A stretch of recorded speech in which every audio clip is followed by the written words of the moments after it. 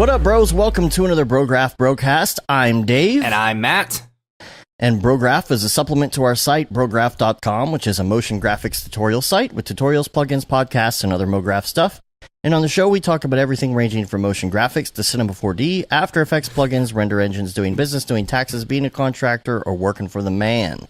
Yep. And you can email us, brograph@brograph.com, let us know what you think about the show, and send us your feedback, comments, questions. Nothing is too noob, nothing is too advanced, and we'll try and answer that stuff. Yes, we will. So, we'll do those things. We don't have Haley on today. No, sadly. We've had a bad streak on our guests lately. Haley is not feeling well, so we will... She hit us up this morning, and we're like, we can handle it. We've got a lot to talk about, because a lot has happened this past week, so... We do. So we're going to do that, and then we're going to do, I guess, interview her in like another segment at some point, and maybe tack that on to another show. We're trying to work that out. Yeah. So... But next week is Sage. We got Sage on. It's going to be on Tuesday instead of a Monday, because he gets back in town on Tuesday.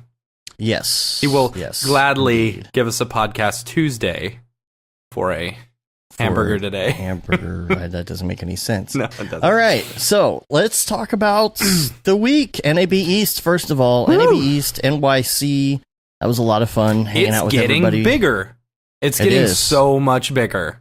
Yeah, like it was so cool. Like, so last year when we presented, I had no idea how it was gonna go, as far as how many people, but they did do a lot of marketing as far as pushing like the presenters and stuff, so we had a fair turnout. Well, this year, like the first day, man, we had every single chair filled up, which there's not that many, there's only like 8 chairs, but then like literally it was standing all around the aisle. There were so many people. It was cool. It was probably like, I mean, for just a little 10 by 20 booth, like having 30 people or so surrounding the booth watching the presentations was pretty awesome. So, yeah, I like the turnout. It's a little bit different crowd than some of the other shows. Yeah. So it's, Yeah, and it's different. That's what I try, and that's like the presentation that I did was very basic, I'm basic. So basic. But because literally it's just like I called it, what was it? It was text and logos, the gateway drug to Cinema 4D, because in my opinion, that's the way it was. When I started, it was all about learning text and logos and stuff like that. And, that's how I got into it. And so I just kind of showed, I showed an example of something that I had done in After Effects really quick, and then I completely recreated it in Cinema. I think people liked it, people enjoyed it. We had a lot of people around, and it was good. Good turnout at the meetup in New York. Yeah, it was great to see all you guys out there, and gals. Saw some people I didn't even know were coming, so that was cool. Yeah. So, who showed up? Nate. Yeah. Nate Rodriguez Vega. Rodriguez Vega. Yes. Vega? I don't Rodriguez. In one of those orders. Yes. Showed up. That was cool to talk to him. He's going to be on the show pretty soon. We got a lot of people that we talked to this week about being on the show soon. Yeah. So it's going to be. I talked to Andrew Kramer again. Scheduling. I'm like, hey, come on the show. He's like, all right, let's catch up. He's always said yes. We just never really worked that out. So maybe in the next couple of weeks. Yeah. So Vera, not Vega. Vera. Yeah. Vera. That's right. Yeah. I was thinking of Lou Vega. Oh, right. Yeah. Is that a musician? Right? I don't know. I think so. Is that I'm Blue? Is that who it is? Song? I have no idea. I don't know. All right. No, is that a little bit of Monica? Yeah, no, I mean, that's what I thought it was. Okay, that's who it is. All right.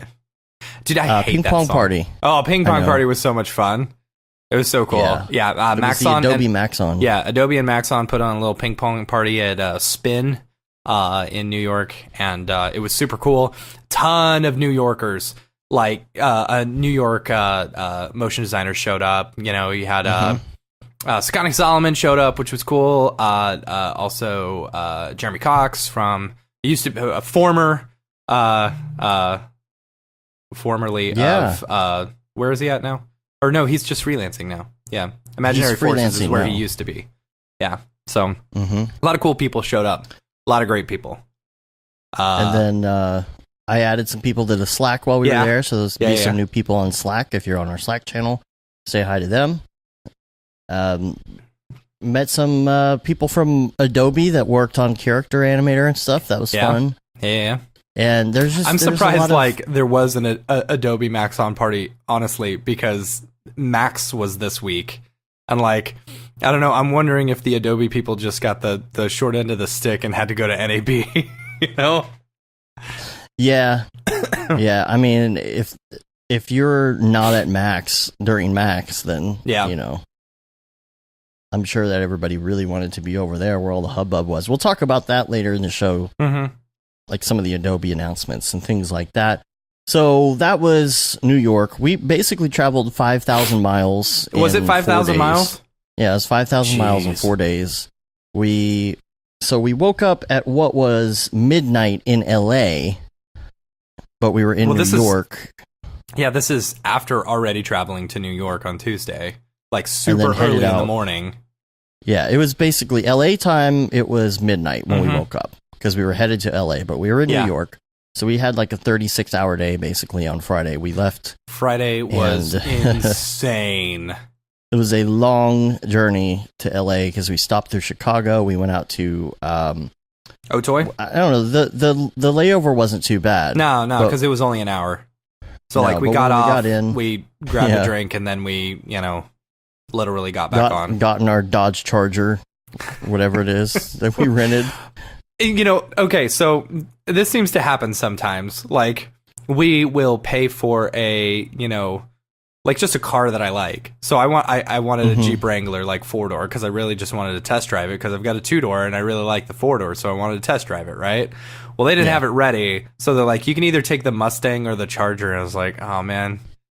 I don't like being Brograph and like showing up in a Dodge Charger, a dude bro car. You know, it's like all right. Yeah. Even though sometimes we do rent them. That one time we got the yellow Camaro convertible. Yeah, that one was ridiculous. That was Anyway, So we rented. We also got like a convertible. BMW we got a BMW last time. Yeah. That's so stupid. It's because the cost of it was like an extra $20 in comparison to another one, but still. Well, this time they were like, we don't have your Jeep, so take this instead. It's like, I really wanted the Jeep more. So we were rolling around in that in LA, got in, checked in, got our stuff, went over to Otoy, and we're waiting for the elevator, and who gets off the elevator? Mr. Mike Winkleman himself. Beeple himself. We're like, shouldn't you be getting ready for a party, right? Sir? It was pretty funny, so like, we're there, and Beeple shows up, and it's so funny. So then we go up to the Otoy headquarters. Super cool, you know. It's a little bit smaller than what I thought it was going to be, but, like, they've got a ton of desks in there. They got a ton of people working. They got a lot of, like, computers that they're working on, you know, and a lot of, like, I looked over to my left, and there was a whole table of graphics cards, and I was like, I just want to reach over and take a handful, you know. But we saw a lot of cool stuff, and I don't really know what we're allowed to talk about. Yeah, I don't know. So we can't talk much about Hey, technically we didn't sign an NDA, so the only thing he said was off the record he actually announced today, so, you know. Oh, which was what? The partnership with the Lightfields people. Oh, okay. Yeah. Or whatever it's called. So to try and make the holodeck. Dude, Jules is going to make the holodeck. That they're working on that. It's no secret they're working on the holographic stuff, but we got to see some not actual holographic stuff, but some emulations of it and try out some technology and stuff, and it was super cool. Very cool. And gets us really excited about what's coming down the pipe. And it was great. Just, you know, he was taking everybody's input on everything. And so great meeting, and then we walk downstairs. We go downstairs, and who's there for the next meeting? Andrew Kramer and Ash Thorpe are downstairs. And so, like you do. And so, like, I was like, Andrew Kramer, the guy who steals David Ariev away from us, you know. We shook hands, gave each other hugs, and I didn't realize it was Ash Thorpe next to him. And I was like, oh, hey, I'm Matt. I was just trying not to be rude, because it's rude if someone's just standing there and you don't introduce yourself. So I'm like, hey, I'm Matt. And he goes, hey, I'm Ash. But I didn't hear him say, hey, I'm Ash, because I have this thing where when people say their names, I don't actually hear what they say. Right. I'm the same way. But I heard Ash, and it took me a second. And I was like, oh, because I don't really remember what he looks like, because I haven't watched any videos that often of his, or I've never met him in person. He's never been at any of the meetups we've gone to ever.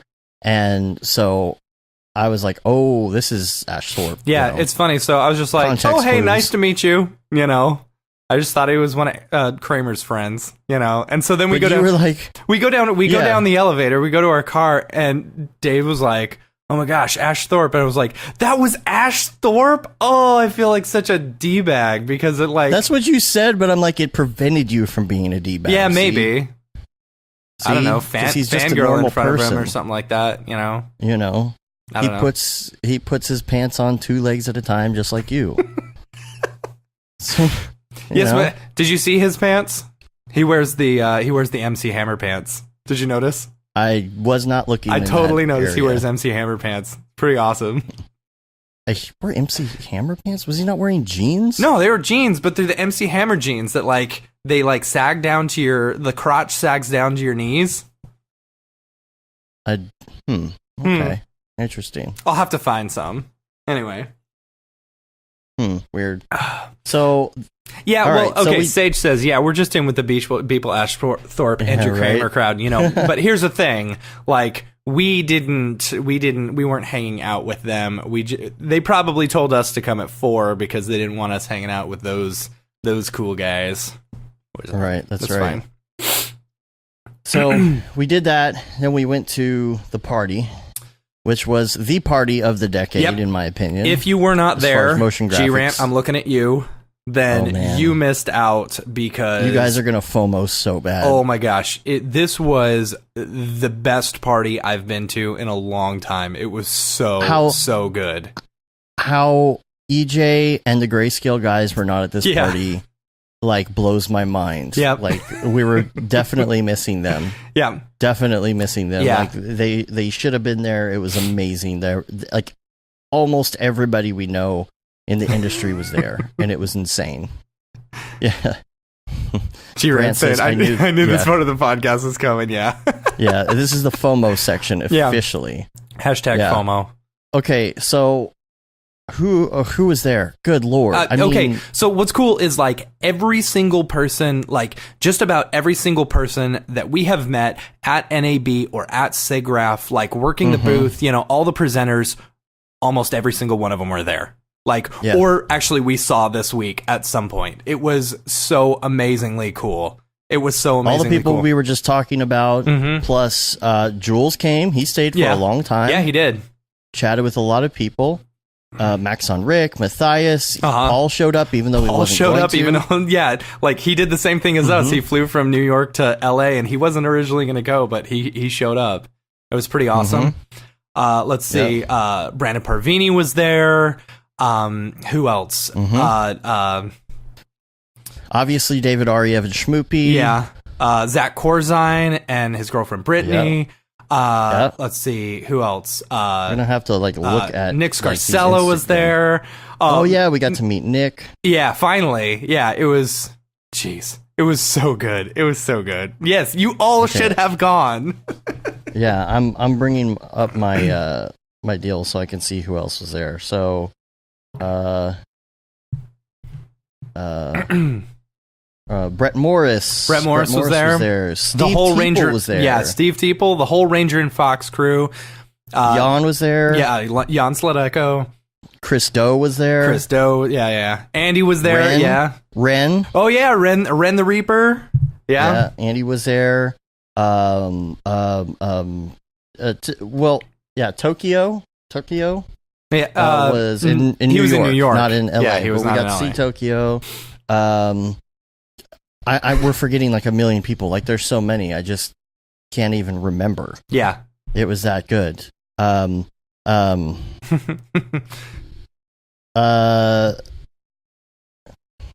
know there's more. There's so many more. I can't even. There are. I literally can't. So many even. more. It was David Brodeur was Brodeur, there. yeah. You got him doing the video. Yeah, I'm gonna start an Instagram of David Brodeur. Kevin was there. Kevin, how are we forgetting you, Kevin? Kevin and his wife. Yeah. Yeah. His wife. Dan Pierce was there. Dan Pierce, yes, that's who I was thinking. Who else? It's all right. Everyone was there. Everyone who was there. Anybody except EJ and the Grayscale guys. Yeah. And G Rant. I designed a Grayscale. Yeah, and G Rant. Man, it was really, really great. It was just, I don't know how to describe it. It was just, and people. Yeah, Rick Bogus, you were there too. Yeah, Rick Bogus was there. Yeah, Rick Bogus, and we met a lot of new people as well. Yeah. I don't know. We literally were just like, it was so cool to be able to hang out with all these people that we have been talking to and we've interviewed, and it was so cool. It was like one gigantic NAB SIGGRAPH like reunion with all these people. It was so rad. Just being able to hang out and shoot the crap for doing this. Yes. Big shout out to people like and like Beeple was so cool and just like chatting with everyone and taking pictures with everyone, and it was like he put on a heck of a party. And he even like sent out like thank yous. Yeah. He hit us up on Messenger and was like, "Hey, thank you guys for coming out." And I'm like, "No, dude, thank you. Not only for the party." And he's going to be on the show soon. Yes. Yeah. He said, "Let's do a podcast." So it's like, can't wait. So I mean, nothing in particular, I guess, happened. Like it was just an awesome night, and we did a little after thing at Denny's. A few of us. We were gonna go to Roscoe's Chicken and Waffles, really, but the line was like crazy out the door. So then there was like 8 of us. It was me, Dave, Ariev, Schmoopy, Zach Corzine, Brittany, Sherwin. What's his last name? His new friend that we met. Last name. Yeah. Nick Scarcella. I'm missing one person I know. I think maybe that's it. No, that's it. Because I was doing the line in my head. Yeah. So it was an interesting night at Denny's after that. Yeah, we had a lot of fun. Yeah. So so check this out. So I was talking about First Man last week, right? Right. And I was talking about the eerie silence. Like, it was deafening, like 2 minutes of silence. Right. When he lands on the moon, and then he finally says the line. So, David Ariev gives me a call yesterday, and he had just seen the movie with Schmoopy. And with Cyrus. So, he said, it was awesome, but I gotta tell you, he was like, the movie was kind of ruined for me. He said, so it gets to that point where it's like super quiet for like 2 minutes while he's getting out. He lands on the moon. Spoiler alert, he made it. And then he's getting ready to like put his feet down and all of that, and it's silent forever. And you could hear a pin drop in the theater, just, like when I went and saw it. But then he goes, that's one small step for man, one giant leap for mankind. And right when he says that, there's like this old grandpa that was in the theater who decided to stand up to go to the bathroom right then. And when he did it, he accidentally let out the loudest fart ever. And the whole theater like lost it. That's funny. And he said they were looking at each other like laughing for the rest of the movie. He's like, we couldn't get our composure back. That's funny. He was like, dude, it was just over after that. One giant leap for mankind. And just so everybody, just the whole, I mean, it's so silent. And if you've seen the movie, you know what I mean. It's so silent. So, well, yeah, I'm going to have to watch it again. I'm going to go watch it again in IMAX. G-Rant said that's the 4D experience right there. Right. Is that what we should tell people at the Cinema 4D booth now? When they come up, what is the 4th D for? What is the 4th D? It's time. Time? We save you time. Yeah. You should have read that book by that wheelchair guy. Oh my gosh. Oh man. So we did announce all the DFW C4D stuff. there was a slight scheduling conflict with Barton for the day that we had him signed up for. However, Houdini Mark is going to be taking his place and showing some breakdowns and stuff from Already Been Chewed. Yep.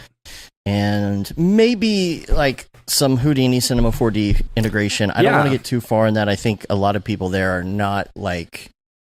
We have a good mix of people. Yeah. Cinema people, After Effects people, video producer people. And so I don't want people's heads to explode. Yeah. Per se. Yeah. So check that out. Come see us, Dallas, on November 15th. Yes. Come to Dallas, everyone. It's going to be fun. Chad Ashley's going to be there, Mark Fancher, Penelope Niederlander, and we're going to have a great time. Yes. And we already, from the moment that we put out the signups, I was a little worried because we were kind of late getting all the information out, but the tickets started, the signups started rolling in, and we are now at 65 signups already after a couple days. Yep. So that's pretty good. So come down, hang out. It's going to be a lot of fun. And I'm going to try and live stream this week because this is a bye week for Liam. Mm-hmm. So I think, though, if I do, it's going to be on Wednesdays. So just check the social medias for that particular time. It will probably be earlier than usual. Just a little heads up there. And let's see. Also wanted to talk about this X particles maintenance. Because we were just talking about it? Because we were just talking about it. So we didn't have this problem before. I had a license of X particles from a long time ago that I have been upgrading every time. And it's on an old email address, which kind of sucks. It's like before we started our company. So it's one of those stragglers. And then we have another one that we got through the company. And so it's never been a big issue. Through Tool Farm. And the original one was through Grayscale Gorilla. Yeah. Right. So, first of all, that's kind of convoluted. But then I guess they started this maintenance thing. They didn't have this before. Is that right? Yeah. Yeah. Yeah, they didn't have the maintenance. It was just you paid the upgrade price to upgrade, which I think is a much better way to work. I believe that is too. It's like, okay, like last year, X Particles 4 came out. Okay, well, let's drop, how much was it? $500 per license or something ridiculous? Yeah, it's now up to like $700 per license.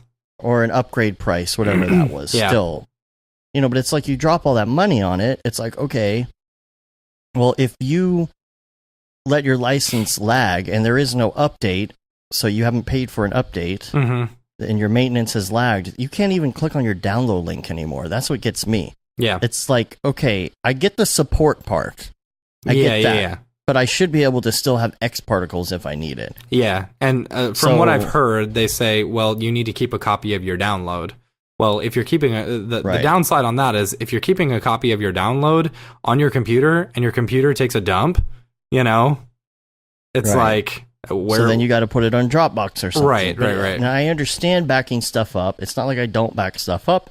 It's just like sometimes it's easier to just go back to your email and re-download whenever you have a new computer or you're reinstalling something. It's just like, I don't know.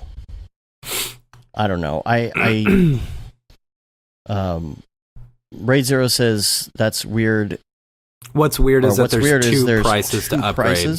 Yeah, locked and unlocked, and you have no way of knowing which one you have. I'm pretty sure like any new license is going to be unlocked now. I don't know. This is disappointing to me. Yeah. I just feel like just make it easy because it's already kind of a convoluted process. What's really dumb is like, so I was trying to figure out, like, ever since they started this early access stuff, it's like, it's very confusing. Like, if you want to upgrade or do anything, you need to be on this early access. I don't know. Me personally thinks it's kind of sketch. Like, they do the early access so that in hopes that people's maintenance will run out or something, I don't know. I don't understand it. So, what's dumb is, so... Dave was the one. City dumb. Dave was the one who went and no, nothing. Dave was the one who went and signed up on Tool Farm in order to get our second license of X Particles, right? So I wanted to get on the early access. So if you go onto their website, it says you have to do like early access dot whatever in your web address, and then your email, your which username. I had registered it. Yeah, so Dave registered it. So I went there and it says, oh, now you've got to approve this to download it. Okay. So it sent me an now it email. sends Dave an email, you know, and so he's got to approve it. And then he tried to download it and said, "Oh, this is not the IP address that requested the thing." And I'm like, to verify. seriously? So then I have to forward the email to you. yeah, he has to so forward that it you to can me click so the that link I from can your IP then address. click it and download it. And it's like the most convoluted, stupid crap ever. It's like it shouldn't be that difficult. No. It's like we paid a ridiculous and honestly, amount of money for this plugin. Like it used to be really easy to deal with this stuff. Like X particles used to be really easy to deal with, and now it is like convoluted and broken. Anyway, it's not that I a bunch don't of wanna unnecessary pay for steps. the plugin. It's just like make it super easy for me to maintain this in some way, so that I'm not constantly. You know what I end up doing is like not installing stuff. Yeah. For a really long time, like R20. Seriously, Sage said that sounds R20? almost like Real Flow level, and it's exactly yeah. Real Flow It's getting and there. X particles are like two giant pains in the butt in order to deal with. Does it really have to be that difficult to fight piracy, though? Like, is this a piracy? I get the piracy thing, The thing is, like, but I don't like, know. why? But why so difficult? There are other people that do this with no problem, Yeah, and they don't make it super difficult. I don't know. I think I don't know. Maybe The other companies problem need to is the stop ones worrying that so lock much your about license. piracy and just start working about producing a good product. Because if you The ones produce that- a good product, people are going to buy it no matter what.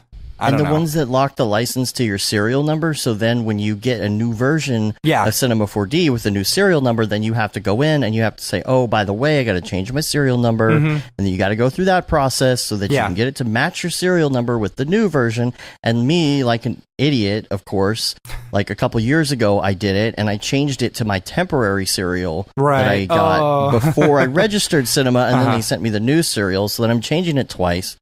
Is it really that necessary? Is it? Yeah. Come on, Yeah. ease of use for your clients. They're the ones who are like going to be using your product. Like, for example, if I've got to do like a smoke sim and I was going to use, X particles for it, but I have to go through all this rigmarole in order to get it installed in the first place, I'm just going to jump over to TFD because it's so much easier, Yeah. Like, I'm going to choose the one that I've got available to me. Anyway. At the time, yeah. All right, so let's move on to some Ravcock. What's your flavor? What's your flavor? I'll add a little bit of flourish in there. You like that? No, I do not. Here's something I learned from Aaron this week when he was doing his presentation. Is he was talking about maintaining scene sizes when you're working in Octane, and he was talking about when you bring in something like a displacement map. Usually I'll bring in a displacement map and I'll just import the texture and I'll set it to normal and not even think about it. But when you're doing an alpha channel, you'll change it from normal to alpha, right? But also you can put in float. And I never thought about the fact that, like, if you tell it just to bring, if it is just black and white values anyway, you tell it to bring in black and white values, it actually makes the scene size a little bit smaller. So just a small optimization thing, because it's not looking for all these colors within the map. Oh, interesting. I don't know. Okay. Yeah, that's super cool. Dude, I haven't gotta really say, tried it myself yet. Kovret's presentation was really good. It was great. Yeah. Yeah. That guy, he was very well prepared and super, he did a really good job. Yeah. So Octane RC6 also is out, which is good. Yep. I'm ready to install that here in the next couple days once I get some stuff going on. We got to figure out on these projects coming up in the next 3 weeks what we're going to install and what's going to be working everywhere. RC6, I'm pretty sure that one's good to go. Issue. The X90, well, we don't have the X99 issues that a lot of people have. No. So as long as it's working. Are people still having those issues? I don't know. Yeah. I don't know. I haven't really seen. I know some people in RC5. I did see there were some issues. Raid Zero says it's got motion blur on OSL cameras for Dead Mouse. That's good. Yeah. That's the issue he was working on the live stream. And there was this rendering performance article that came out that basically clocks the 1080 Ti and the 2080 Ti at the same Octane Bench score. Which is interesting. However, of course, this doesn't have all the RTX features running. So Right. yeah. We have been told, however, that there will be a substantial increase Yes. when all of that stuff comes into play. Yeah, So once everyone as- gets the RT cores, and from what I've been hearing, it's that, like, I mean, they're still all just waiting on NVIDIA to get, like, SDKs and stuff out to all the companies, you know, to be able to work with these RT cores. So yeah, because Octane 2018 is going to have some RTX stuff in it eventually. Mhm. I don't know if it will on release yeah, or not. I don't remember. Didn't he say, like, on Facebook, like, it's not going to be implemented right away? I can't remember. I don't remember off the top of my head. But once it is, so a lot of people are asking, okay, well, should I get the 1080s right now or should I get the 2080s? Honestly, like, I'm going with 2080 because I know that while it might be the same as a 1080 at the moment, yeah, like a year from now, it's going to double its power. it's funny. So like, why not I invest feel like in the future? I feel like this is the second time we've had this conversation with iterations of, you know, graphics cards, because I'm pretty sure we had this exact same conversation with 980s and 1080 Ti's, you know? It's like, Well, maybe, yeah. you know, a there- year ago or yeah. whatever. Yeah, because there was some stuff that wasn't, it was when Pascal wasn't fully integrated, Mhm. right? Yeah. Or is that right? Yep. Yeah, because Pascal was the new one, Yeah. I think, and it wasn't fully integrated. But once the drivers were all set, they were running super fast. But this is honestly, like, if you're on the fence, Yeah. So, also 2080. there was a article, Puget Systems did this article about, like, Octane Bench. They were running some Octane Bench, and these are just initial scores coming out of Octane Bench without any of the updates or the, you know, adaptations or whatever, you know. But they're showing a RTX 2080 Ti running an Octane Bench of a 240, which is, like, to me, that's insanely good, because my three 980 Ti's are running like a, I don't know, like a 300 or something like that, you know. So to Right, have, but that's not much more than the 1080, and that's the question. No. The 1080. You know. So the 1080 Ti is running a 184, and the 2080 is running a 189. So if you're going for the 2080 Ti, you're still getting what, 60 more Octane Bench, you know, which is pretty good. Well, Raid says the price-wise is not time to buy a 2080 Ti, but I mean, is the price really going to go down anytime soon? I mean, I don't think so. I've never seen prices go down until, like, new iterations. The next one comes exactly. out. Yeah. You know, And unless there's something I don't know about here, but I mean, I would rather invest. It's not $1,200 is not that bad. But it something depends. that's gonna It be- depends. No, I mean, $1,200 for just your average Joe who's working a, you know, a regular job and doing some work on the side. That's kind of rough. You know, that would have been hard for understood. You know, but if you're I'll running your spend own that business much. and stuff like that, and you've got a few extra jobs coming in, yeah, sure, it's cake. You know. Yeah. Let's see. I'm going to do the 2080 in it for now because I'm only going to get one, first of all. Yeah. It's like I could do that or I could get two 1080s. So which is better right now? Should I get Well, two 1080s? Should I get a 2080? Should I wait? Billy Chitkin says 2080 Ti's are 3 times of the 1080 Ti's. So if you're going to get one, it's like getting 3 1080 Ti's. That's what he says. But I the don't know. I cost mean, is what he's talking about. oh, yeah. Okay, never mind. That makes sense. No, not as far as. Yeah. But it will be twice once the RTX stuff starts working. So Yeah. I mean, I don't see know. I don't I see think I'm prices going ever for going it. down until there's a new iteration of it. I can only see prices going up, like we had to deal with the Oh, crypto God, I stuff. know. You know, Yeah. and Bitcoin's coming back. It's going to start making a jump back up. You know, don't. I'm going to get a 2080 Ti for now Mhm. to go with my 1060, and then we've got tons of 1080 slaves already on the other Yep. machine. I feel like it's a good way to go just to have that 2080 running on my main machine. Yep. Super fast. I'm pretty convinced at this point, and I know that the fans are on top. But right now, since I'm only getting one, I could just throw it in there, and it has plenty of room to breathe. Yeah. You know, maybe at some point that'll change, and maybe I'll sell it or put it in another machine or whatever. But I don't know. I just feel like that's the way to go at the moment. Yeah.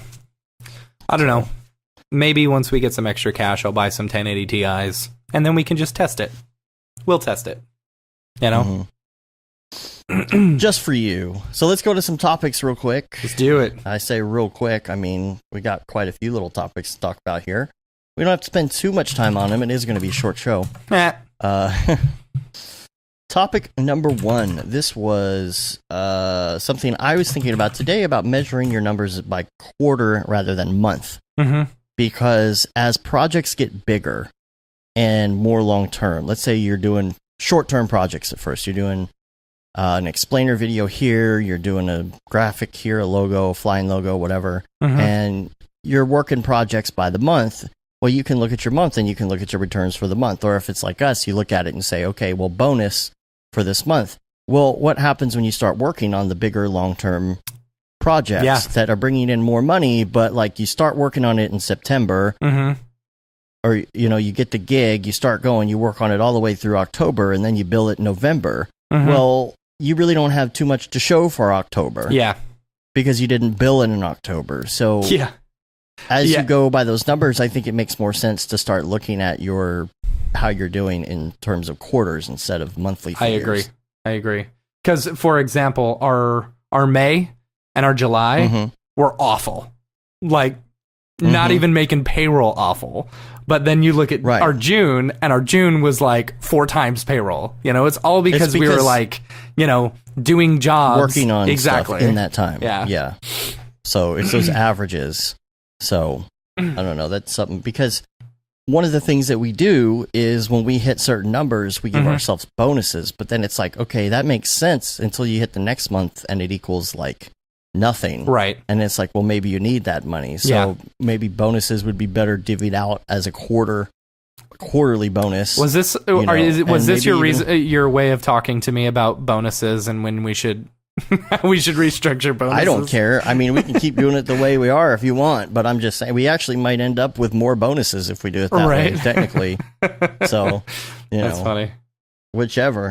It just seems to even out. The averages seem to even out more that way. And also, TMD and forums was talking about a dilemma about what to do with dailies this week, and I thought it was a good point because, you know, it's kind of the same thing that I run up against sometimes, where I'll look at a bunch of stuff and I'll look at these Instagram posts that all kind of look the same, you know, all copycats of people and whatnot, and lots of shiny balls and things. But I will sometimes look at something, or, you know, and my biggest dilemma is with space. I'll tell you that. Okay. Everybody's doing space. David Aryev's doing space. Everybody's doing space, right? Space. And I kind of like get the bug, like I kind of want to do something in space, but then at the same time, I'm like, well, everybody else is doing space. Yeah. So you kind of want to do it, but you don't want to be like just another daily space, but you want to do it for the practice. I don't know. This goes back to something that if you guys were on the Monday meeting today, you know, this is something that Ryan Summers was talking about, and it's like a lot of people have these tools in order to do this stuff, and they're creating a lot of the same renders, you know? It doesn't set you apart from the crowd, you know? It doesn't make you stand out. You know, if you're going to go for a job and you're showing off a reel, and your reel is basically the same as every other person coming in, what's setting you apart from any other candidate? You know, or if you're bidding for a job, for example, you know, and you're like, here's my demo reel, and it's the same stuff, you know, as everyone else. Oh, here's my space render. Oh, here's my Beeple-esque render. You know, here's my MoGraph render. You know, here's my shiny ball render. You know, it's not going to set you apart from anyone else. Houdini Mark said, you know, he feels like they were discussing this for a bit, and they were getting into some of these discussions about, you know, being an artist or being a technical person. And we've talked about that before. It's like, well, I feel like I'm, I don't know, 20% artistic and 80% technical. Yeah. I don't know. The other like, way. I always thought, I thought that about myself as well. right? You know, and it's the, you know, we get the same stuff where we look at other people's work and we're like, wow, that is so good. Like, there are so many good designers out there, you know. It's my thing that goes back to, I think graphic designers make the best motion designers because they've got those fundamentals and stuff like that. And, you know, I always saw myself as, I'm a technical person, I'm not a designer.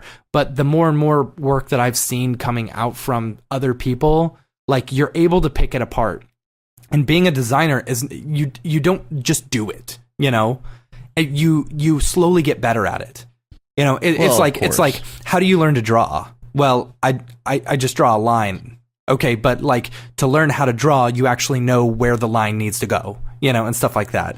It's like, how do you make a render? Well, I push one button, or I push a bunch of buttons 10,000 times, you know. It's like, right. Well, how do you make it look good? Like, it's a lot of people think it's about, you know, do you have Octane or Redshift or whatever, and and that's, you know, what render engine is it and all that. What it's computer like saying, are you using? That's the most annoying question in the entire drawing. Like, we had that question asked to us so many times. Like, I'm going through and I'm showing off Cinema 4D to a bunch of newbies who have never even seen this before, and I ask, are there any questions? And the first question I get is, what kind of computer are you using? It's like, dude, it doesn't matter. It doesn't matter what kind of computer. Well, it matters like, a little bit. Oh, it matters if you're going to start going into render engines and stuff. But for all the noobs who are like, you know, who are wanting to get into this, it doesn't matter. Cinema 4D will run on anything. Cinema 4D will run on a toaster if you want it to. And Kevin, you can quote me on that. Disclaimer. Disclaimer. Cinema 4D will not run on a toaster. Void where prohibited. Anyway, no, but seriously, like, you know, I hate the question, and I see this all on the Facebook page a lot, the Cinema 4D Facebook page. What computer should I get? Well, I mean, that's all up to personal preference, you know, or if you really want to know, go to thesagery.com/builds, you know? Or if you really want to know, first tell people what you're doing. Right, because that's the first question everybody's going to ask. Yeah. Well, what do you want to do with it? Yeah. Yeah, and it's funny because when I told Sage that I wanted to buy a computer, or I wanted a new computer, that's exactly what he told me. He said, "What do you want to do with it?" And I said, "I want an equal amount from, you know, running Octane, and I want to be able to do, you know, a little bit of CPU a little bit faster, you know." I don't know. Well, you don't ask people what kind of paper and pencil they used when you see a really cool drawing. Yeah, but okay, not necessarily. If you see like a picture or something and you said, "Oh yeah, I made this," you could ask, "Is it digital? Is it gouache? Is it watercolor? Is it charcoal?" You know, you've got all the different. You don't ask, "Is it pencil and paper?" because you can tell if it's a sketch or not. It could be no. both. What I'm saying is, when somebody draws something really awesome on a piece of paper, you don't ask them what brand of paper it is. Right? Yeah. Because it's such a wow. That's a really, really, really good drawing. Yeah. What brand of paper are you? Yeah. using? Exactly. I've got to go get that Dunder Mifflin, dog. That is a really good example. Yeah. I like that. I'm going to use that from now on. I'm stealing it. Okay, so what Houdini Mark said was, I feel like there is a symbiotic relationship between people who have ideas they want to see come to life and people who actually can make the imagery. I've found peace and comfort in being fully aware of my role, and it feels great to be needed and able to figure out for the idea people. I love collaboration because we are actually informing and heightening each other's craft. So I get that. Like, I pride myself in being able to emulate a style or to technically figure out how to pull something off. Right. Because I don't feel like I'm as creative. So when I was in a certain role at places I used to work, that's what I always felt best in. Somebody would create like a style frame and I'd be like, okay, I get it now. This makes sense. I understand what you're going for. Now, technically, I'm going to show you how we're going to pull this off. Yeah. I understand that. I don't think with that. Being okay I don't with think that. you give yourself. I don't think you give yourself enough credit. You know, you're a pretty good designer. But yeah, you are very technical. You know how to pull things off really well. That's what she said. I came from a place where the so fired. Where I came from a place where I had zero design background, and I still feel like I don't. I want to go take Joey's design course. That's where I'm at. I'm with you. I want to get those basics in. Yeah. because I still feel like I struggle with that every single day. You know what? You're probably right. And you may not realize you're doing some of these design principles when you're doing it. You may be doing it and not realizing it has a name, you know? Like I've taken 2 design fundamentals classes in college, and you know, they were very basic, you know, but they were good. They were good, you know? I feel like I have a better understanding than some who just like straight up, you know, go into C4D. But it's all about your Mark Sanosia in the chat now. Mondaymeeting.org. Yes, I believe you can find it now. You can even join the conversation straight from there now, which is great. A lot of people today, like 60 people. Yeah, that's ridiculous. Yeah, that's more really people than that show up for our live shows. Like 3 times the amount right now. So yeah, mondaymeeting.org. They got snazzy new logo going on here. I always accidentally call it Monday morning meeting. I love that alliteration, but oh sweet, I didn't even notice this. So some of the previous ones are on here. Yeah. You got the Somé cool. ones and the Barton ones. I can't believe you used that picture of Barton, and he looks so goofy there. You know? Well, I don't know. Oh, it's missing one because we have one. It was Haley? No. The one of them that we featured was Raid Zero. Oh, Raid Zero right, missing from that. But the one from today will be posted. I promise it won't take as long as the Barton one. I had some. Don't make promises you can't keep. Last one. Don't make promises. Well, I just had issues with it. Like, no, I figured out. Yeah, all my and what makes you think you're not going to have issues with this one as well? Because I got my computer running. Oh, you now, did, and it's working well. Yeah, you got all. It's been working. Did you get all your programs installed? Just about. Yeah. Then why just are we about using everything's on there? Skype. So because it's going to take me probably 2 days to get the new streaming setup going. All right. And I'm kind of waiting until after DFW C4D because I don't want to put all this stuff together and then just rip all the gear back out. Yeah. That makes sense. We're using it live. That makes sense. So, and plus we're trying to find a new switcher and all this other kind of stuff. So, yeah, Ryan Summers, we're trying to get that. They brought up some great points. There were some great questions in there talking about frustrated designers with bosses that just don't understand. I think that's a huge thing when you are the only artist in the room and your boss is trying to tell you what to do and they don't understand technically how difficult that is. It's the whole reason I left my last job. It's the whole reason. We've had a lot of jobs like that. Yep. You know, and I know like our friend Lance, for example, had that problem where he always worked for people who didn't understand that they were asking so much of him. Yeah. And now he's working at Already Been Chewed and like, right. He's got a smile on his face every time he goes in. Right. Yeah. Barton understands what he's saying when he tells somebody to do something in cinema. He knows technically what he's asking them to do. Yeah.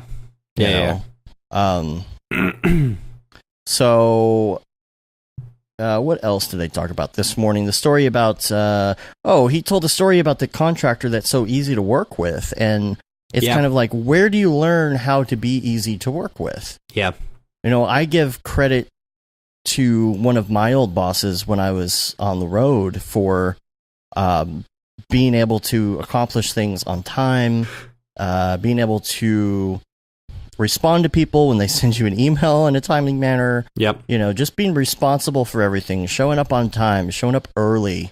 Yeah. Showing up, just making sure everything is organized, delivering, being somebody who can just get things done, and just being someone others can rely on. Mm-hmm. You know, that is what gets you more gigs. Yep. If somebody comes to you and you get the job done, but like you didn't respond half the time and you just disappeared, or you weren't listening and you did it wrong, you know, and that you had to be asked to redo something a whole bunch of times because it was your bad. Yeah. That's gonna... Or you don't respond until the very end, like the day that it's due, and you're like, oh yeah, I'm just working on it. And then they're like, oh, this was nothing what I was looking for, you know? Or it's done and you're like, oh, I got it done by today. And they're like, okay, but what about revisions?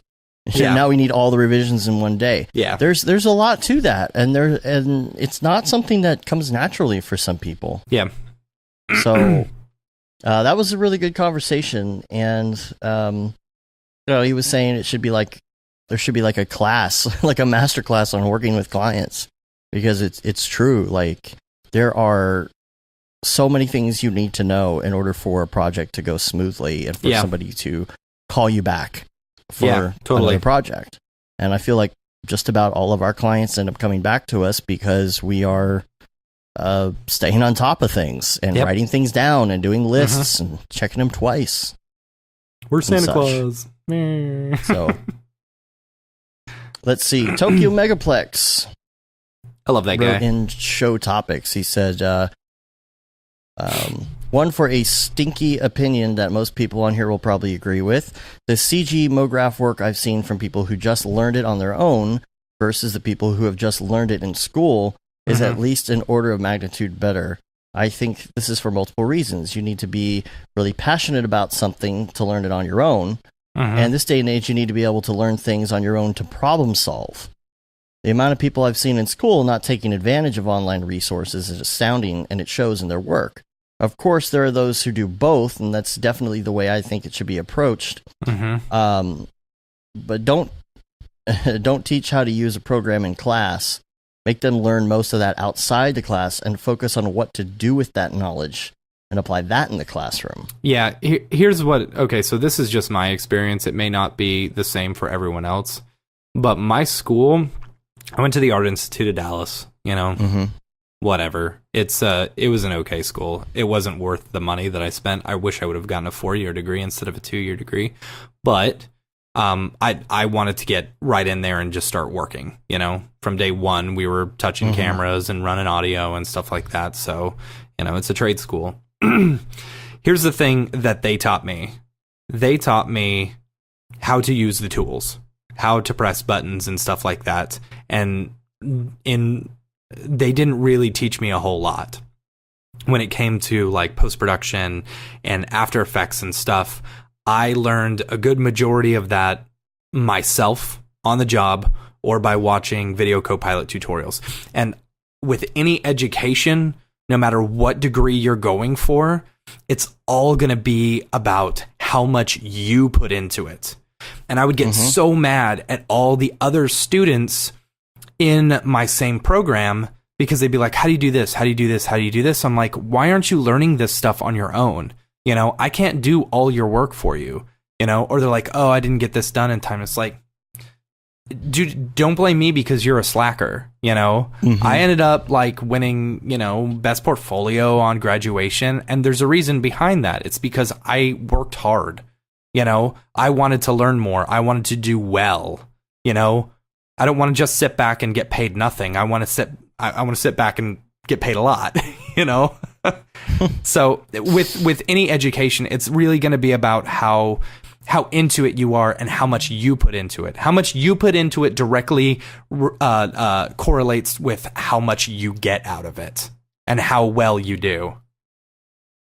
Anyway. Well, Tokyo and Sage kind of went back and forth on this, so they have a nice little back and forth you can find on the Slack. But Sage was saying, there's a huge difference between going to a proper art school and getting a degree in painting.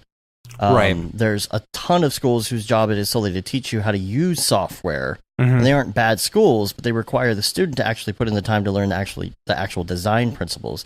Then you have art schools who put you through the proper design critiques, have critical thinking classes, art history classes, and then they don't teach you how to use software, right? So some of it's one or the other. So ideally you want kind of an in-between. So,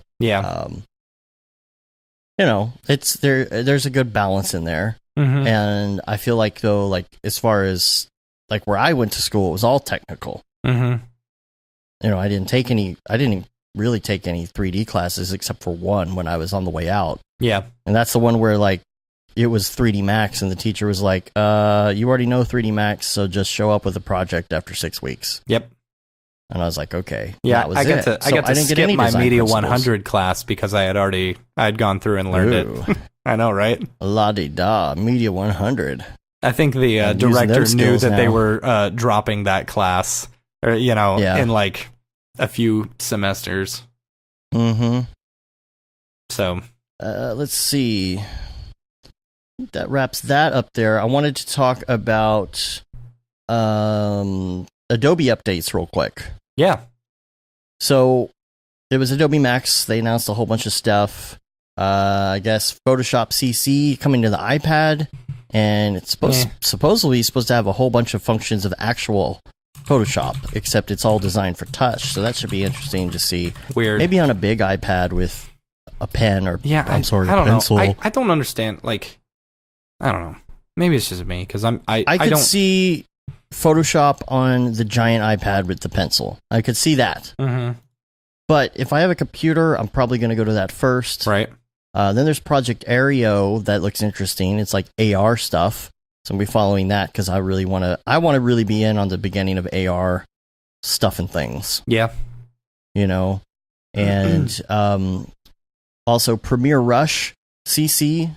This is like an iOS Premiere. I actually like the idea. There's some times where I have a few video clips or something and I want to edit something, and there's a couple programs out there. Premiere Rush? Is that what it's Premiere called? Rush CC. Yeah. Like you're in a rush to get it done, basically. I like think that. That's what it is. I like that idea. Because I tried. Makes sense. I just needed to put together like 6 or 7 clips from my brother-in-law's wedding, you know, so that my brother and sister, or my sister-in-laws, could see it here, you know, because they didn't go. And like putting that together in iMovie sucked. Yeah. iMovie on the iPhone is terrible. Yeah. So there's that. I mean, I don't know where some of this is going and how popular some of it will be. It's just interesting to follow it, and I always usually end up at least trying these things. You know, I like some of the other stuff coming down the pipeline, though, like the rotoscoping stuff. That uses, I guess, like AI and a whole bunch of other stuff. What is it? For After Effects Roto. Fast Mask or something like that. Yeah. You know, it where basically you create like movement. 3 or 4 points and then it automatically outlines the entire thing. And then you can roto the... Yeah. Like, if that works the way they show it, which, let's be serious, it probably won't. It will work about as good as RotoBrush does. But if it works like that, holy cow, that's such a game changer. Yeah. But it won't. It won't. Right. Is the key word. I will be pleasantly surprised. Let's keep our expectations down. Yeah, keep it very low, because we'll be pleasantly surprised later. The what is it? What's the chalice? No, it's the oh my gosh, Jesus's cup. What was it called? The Holy Grail. The Holy Grail. Yeah. That's what it is, like rotoscoping without having to do any work. Oh, man. You know, that's the Holy Grail. And they keep on showing this stuff off, and it's like, oh, you found the Holy Grail, and it's like, nope, sorry. This is the RotoBrush. Yeah. Somewhere in there's a joke with that meme cartoon where he finds the scroll. Oh, he says, yeah, and let's see, he finds the scroll, and the scroll says, "You will always have to hand animate, or you will always have to hand rotoscope." And then he throws the thing away. Yeah, yeah. Okay, I'll make that meme, and then you put That'll that as be the show art. Yeah. Okay, cool. Nice. All right, you get going on that now. But Tokyo Megaplex also sent in an email question. That's Brograph at Brograph.com. He says, "What's up, Bromo Sapiens? With Photoshop coming out for iPad, what do you guys think about the possibility of After Effects coming to the iPad? With that great single-core performance, it might run pretty fast. Also, more interestingly, it sort of brings up the idea of doing 3D stuff on platforms other than the desktop. C4D for iPad? Ooh. I don't think so. Or some light version. I don't think stuff like that will ever come to iPad. You know, like what I can just see us saying C4D for iPad. People who are using and like no. Okay, go ahead. I can see us saying like, "Oh, C4D for iPad," and people listening to this in the Maxon offices and being like, "No, God, no." Or maybe some light version we can at least model and look dev. What about Substance or ZBrush? Or what about getting these apps in VR? Maybe ZBrush. Okay. I can see ZBrush. You know, I gotta tell you, I want Cinema 4D in VR. Okay. And I know that sounds ridiculous, but I would love to be able to work in Cinema 4D in VR. Like, I would absolutely enjoy the crap out of that. Yeah. Because you could be in your scene and moving stuff around, and people like Unity are already doing this, where you can actually build your scene. They have a separate VR deal, so you can build your scene in VR. And I would love to be able to just... I don't even know. I don't know if you could do like a hybrid thing where you're actually using Cinema 4D, but it's just a VR interface that goes along with it that allows you to do something. I don't know. But, or even if it's just something about the viewport. Not everything would even have to be in VR. I'm just saying.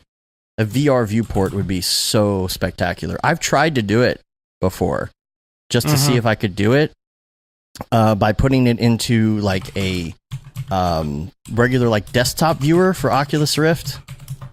And trying to do the side-by-side stuff, but then using the stereo cameras just to see if I could get stuff to look 3D inside. But it would be fun to be able to model that way or something.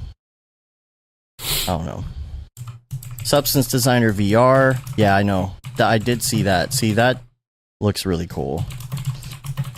What things would you want to be able to do on an iPad or in VR? Or even on your phone specifically? Well, we talked about some of those, and I don't know about After Effects. I can't. The people who are using an iPad to do this stuff are not at the level.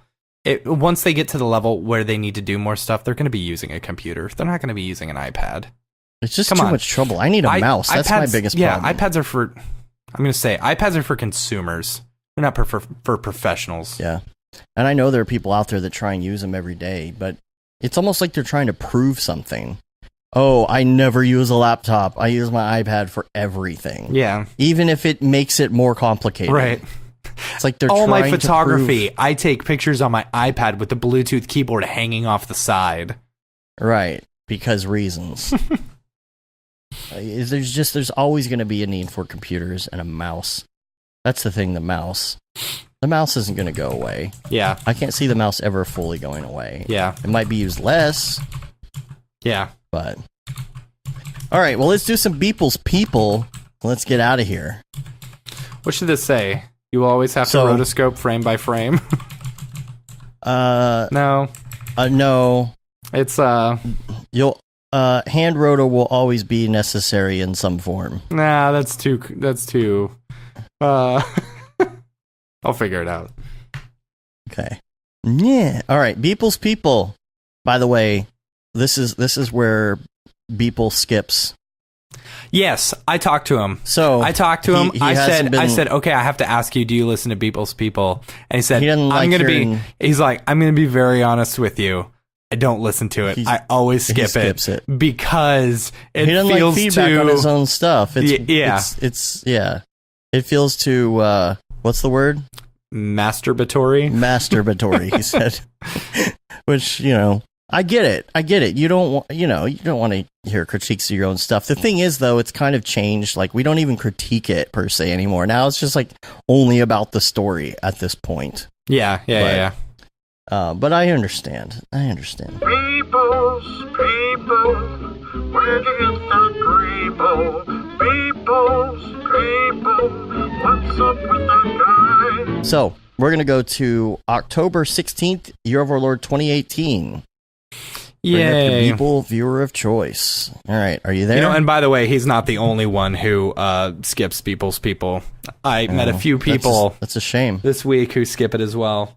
But I will say, Ariev, while on the drive here, he said to Schmoopy, he said, hey, get out your People viewer of choice. I need to see these. So, yeah, nice.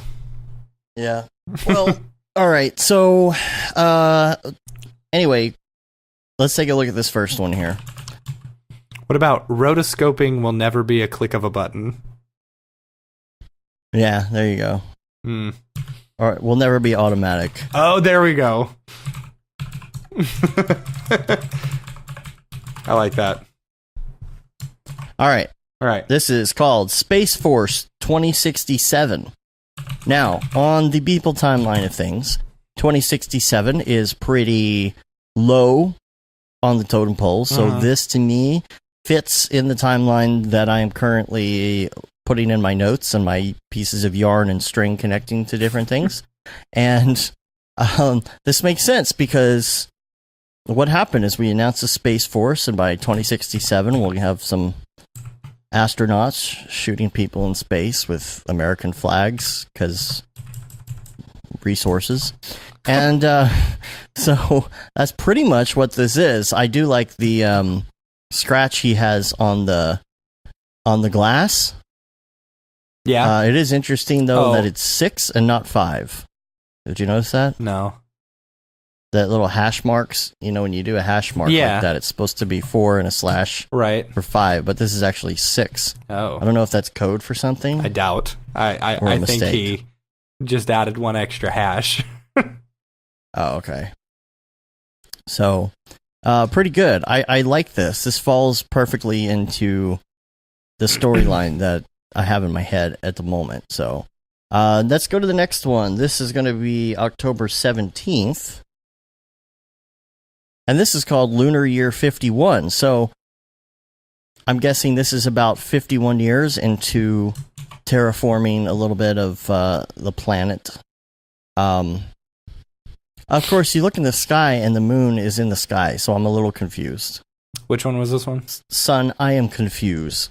Lunar Year 51? Son, I am disappointed. Yeah. Well, this one they're they're growing the mushrooms. So I guess that answers the question about the mushrooms. What is it for? They're growing. Oh, yeah, that's true. I don't know. What do they need fungi and spores Well, for? here's what's interesting. Oh, no, that is weird. Maybe it's for medicine. Maybe. It's for medicinal purposes. You need fungi for... There's fungi that cure stuff, right? I guess. Thought there was. Fungi-based medicine? But still, Lunar Year 51, so this is 51 years into terraforming, or 51 years since they got onto the moon, however the moon is in the sky. So that's yes, but confusing. But this could be another moon. Like, this could be Jupiter's moon. This could be Io. Maybe. And that's why there's another moon? No, that's Jupiter. That's Jupiter? Jupiter doesn't have land. I don't know. So yeah, that but that wouldn't could be. make Is any that the sense. Earth? Is that the Earth? Like, is that I don't actually know. the Earth? I mean, I guess it could still be Lunar Year 51. See, I can't see if that's the from Earth. And then we've, like, terraformed the crap out of the moon then, because, like, look how brown the soil is. No, that's what I'm saying. The moon's in the sky, but why is it Lunar Year 51? No, that's Earth. No, that's definitely the moon in the sky. No way. If you look at it, you can see green and blue. What? Yeah, totally. Maybe. I'm not seeing that. Maybe that's just a sky reflection. I'm not seeing that at all. All right, whatever. Bro, do you even magnify? Yes. Okay, let me see if I can magnify. Whoa, boy. Whoa, boy. Well, boy. No, that's definitely the moon, bro. All right, whatever. All right. Well, let's go to the next one. Let's go to the last one here. This is going to be... Oh, yeah. October 19th. Oh, yeah. Control Z. This is what he did the day of the party. Okay, well, I think you need to combine both October 19th and October 20th together. What is the 20th? Reboot. Because I feel like that's like, oh crap, I need to reboot my system because I've got such a bad hangover from Control Z. That was immediately my thought. Yeah. I mean, yeah. Yeah. It's like some lines in a landscape and some sky and yeah. This was the day after. But man, Control Z, that's really great. That's pretty accurate. Yeah, it was. That's pretty accurate right there. It's pretty much what it looked like. There was a whole group of people dancing. I was looking. Did you see the dancing? I was looking people? On Instagram. Mm-hmm. There were like people dancing, like almost like they had a like choreography or something. I don't know what they were doing. That was it. That was the millennial room. That was the people who just showed up for the party who weren't motion designers, I think. My favorite was that they would all stand around the outside and no one wanted to get on the dance floor. Like it was like one of those awkward high school dances, you know? Yeah. It's pretty funny. And then when they danced together, like they had their arms out and like holding each other's hips. Got to keep a Bible length width, you know, between you. Yeah. You always got to leave room for the Holy Ghost. Yeah. Idle hands spend time at the genitals. You know how much God hates that. Oh.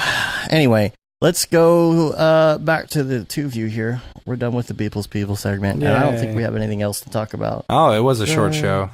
It was a short show. That's okay, though. That's all right. That's okay. I think we came up with a good show for being last minute. We didn't know we weren't going to have a guest today. Yep. So, it's pretty good, I guess. Have you noticed the thing? Like, he said the thing. Have you noticed that What? the Slack bot, like, basically when you say, anytime you say it's pretty good, he says, I guess. Yeah. And I've never realized how much people say it's pretty good. Yeah. It's crazy. Pretty good, I guess. All right. Well, rate us on iTunes, leave a review. You can also subscribe to get our ratings up. Subscribe to our newsletter as well. We haven't sent that out in like forever, but we will at some point. You can say you've been there, done that, got the t-shirt with the No Brograph, No Mograph tee, the Paul Babb, Feel the Bad 2020 shirt. All the profits from that go to Doctors Without Borders. There's also the limited edition Gaten de Simone shirt, which is going to go away at some point, but it's still there.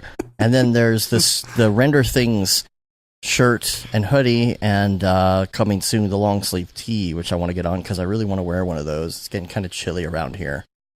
And that's about it. We're on Facebook, Twitter, Instagram, of course, YouTube, Brograph.com. Make sure you send us an email, brograph@brograph.com, and let us know what you think about the show. Give us topic ideas, questions, comments, concerns, grievances. Not grievances. And, whatever. And we're going to get out of here. God, I hate Dropbox. I go into a folder to try and save it, and it's got to download all the files first. It's like, why? Those are like selective synced. Why do I have to sync them? And then Windows goes, no, it's not Windows. It starts downloading everything. Mac. Oh, I don't know, man. Stupid. I've never had that particular issue. Stupid. All right. Well, we're going to get out of here. Until next week, I'm Dave. And I'm Matt. Have a good one. Later, bros. Oh, now everyone saw the mess behind me that I try and hide. Oh, no. Oh, dear. You're a regular person. Mary. I want a big one. Hot dog. Oh, yeah. Because every time he goes, oh, man, I forgot about that one, yeah. Well, he's over there, and she's right there. This is a very interesting situation. Maybe I can sell tickets. All right. You want the moon, show. Mary? I'll throw a lasso around it. Lasso around that moon. I'll get you that, Mary.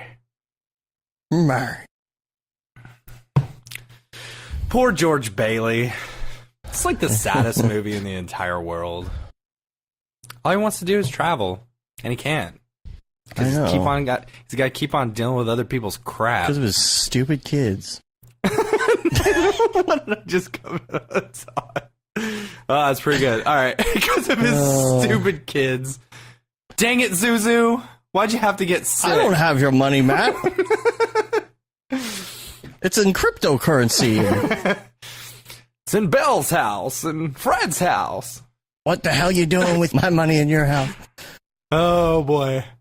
Oh, that's good. All right. We should probably so we should do a show. Yeah. Okay.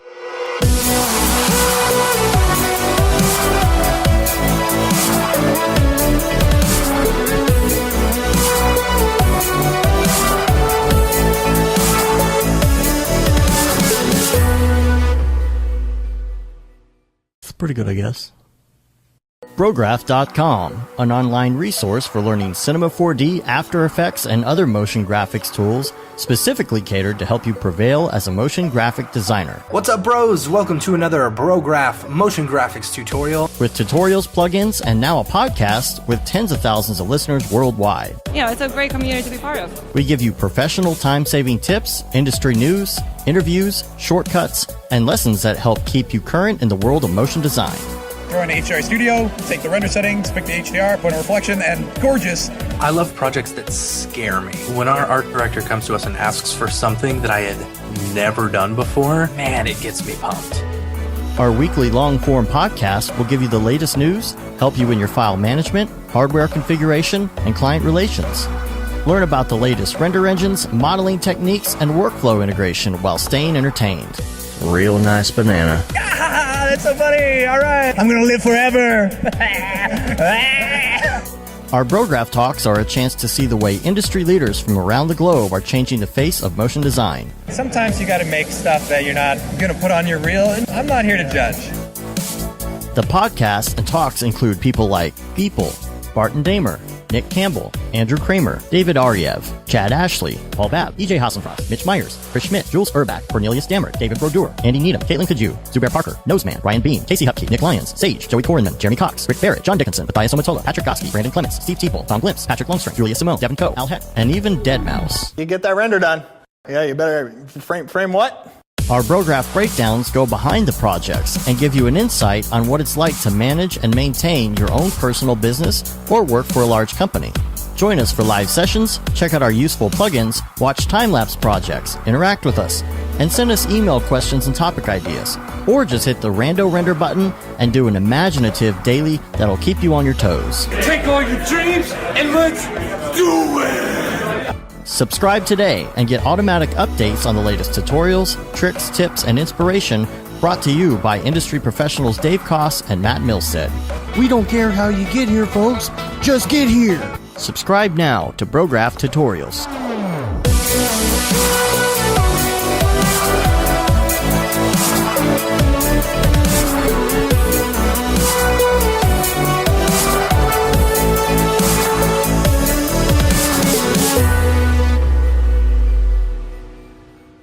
It's pretty good, I guess.